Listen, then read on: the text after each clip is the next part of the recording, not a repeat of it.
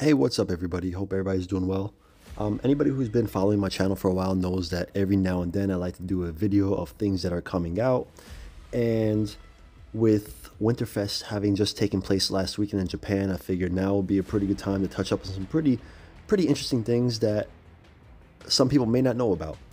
Winterfest in the past has shown a lot of really great reveals, as some of these pictures show. These were all things that were hinted at one point, and most have come out by now or are still in the works.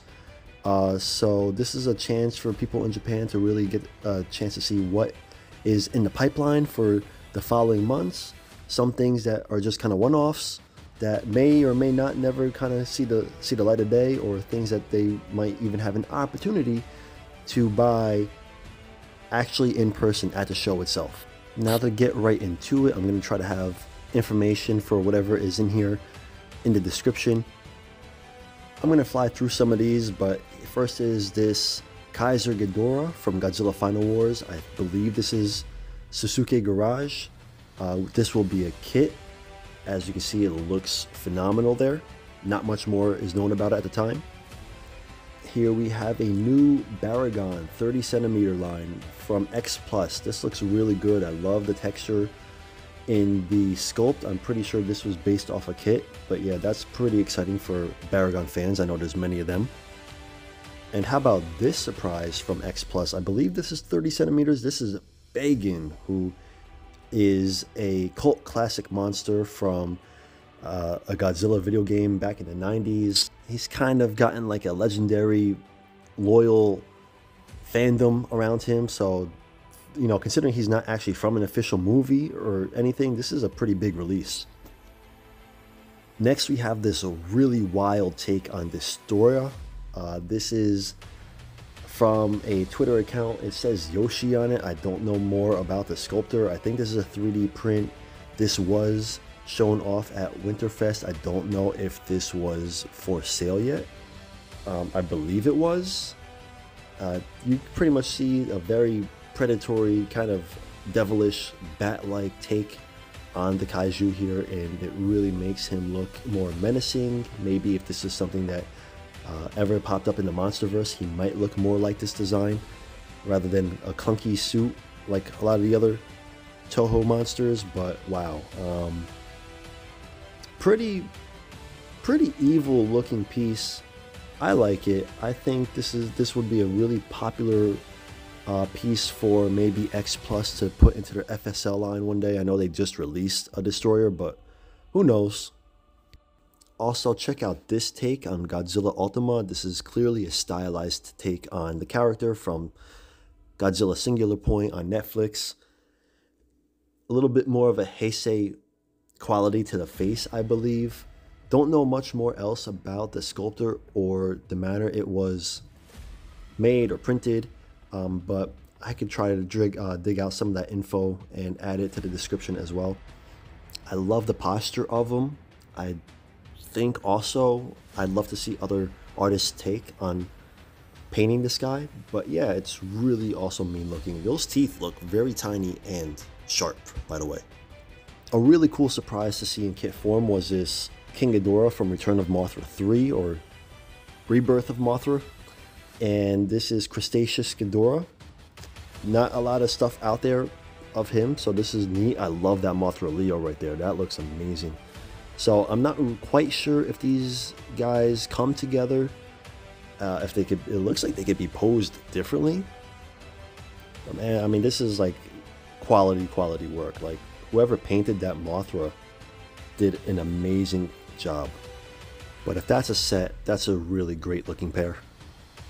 Alright, by now a lot of us have probably seen this sculpt of Space Godzilla from EZhobi. This is going to be an Omega Beast release, but the new information is that this is going to be released under Xplus's gigantic line. I don't know what that implies yet as far as cost and availability, but I'm sure we'll find out in the next few months. Speaking of Xplus, they finally did it. They listened to their fans. Here is a vinyl transferring of the MM28 Godzilla 1984 Cybot version. So Cybot version is the animatronic that was used for the close-up shots in the movie, it looks noticeably different than the actual suit. So not much of merchandising has been done for the Cybot version, but here we go. Xplus is jumping on the wagon now, and I think this is going to make a lot of people happy. It looks really good, but it's got a weird lanky body to him. The Rick comes with a little sea louse figure that I just posted a picture of. So these actually just went up for pre-order already, so it should be a few months before these are already in collectors' hands. And as much as I really don't support this company anymore, Spiral Toys does have this pretty cool, malicious looking Mechagodzilla Susuke figure coming out. I don't know the deal with it. Supposedly there's going to be very few of these. I think it's pretty tall, and I'm sure it's going to be expensive. I do like the paint apps though. Otherwise, I don't have much else to say about them. But now on to the exciting news that I think everybody was waiting for. Xplus's reveal of the 30 centimeters Godzilla -1. There's a standard version with the regular default colored spines, and then there's either a Rick or Godzilla store version with the blue spines. Otherwise, they look pretty much identical, and they both look incredible. The texture, the sculpt looks great. I think it's the same sculptor who did the gigantic legendary Godzilla version, and just like that, they've streamlined the body. It's a little more stylistic than suit accurate, but the likeness is obviously there. Like, you're not gonna not know which Godzilla this is. The face looks remarkable. I just think the head is probably a little smaller than it was in the movie compared to the rest of the body. I think the legs are a little longer and the spines are a little shorter on this figure, but everything looks great. I mean, the face looks so mean, the eyes look intimidating. They've captured the essence of the character in a very appealing sculpt. I think this guy's gonna look wonderful on a shelf. I am really excited. This was probably the most exciting announcement from this show. And for those of you looking for a more screen accurate version of Godzilla -1, there is one that so far is looking really great from Omega Beast. So we'll see what happens with that down the line as more details come out. But just to put on everybody's radar, yeah, look out for that. And this was actually revealed right before Winterfest, like the day before. And for what I think is the coolest looking piece shown off for Winterfest, this is a total surprise. This was a Space Godzilla poster version done by Susuke Garage. It's a digital sculpt, and whoever painted this thing did absolutely phenomenal. It can't be painted any better in my opinion. Wow. Totally blown away by this.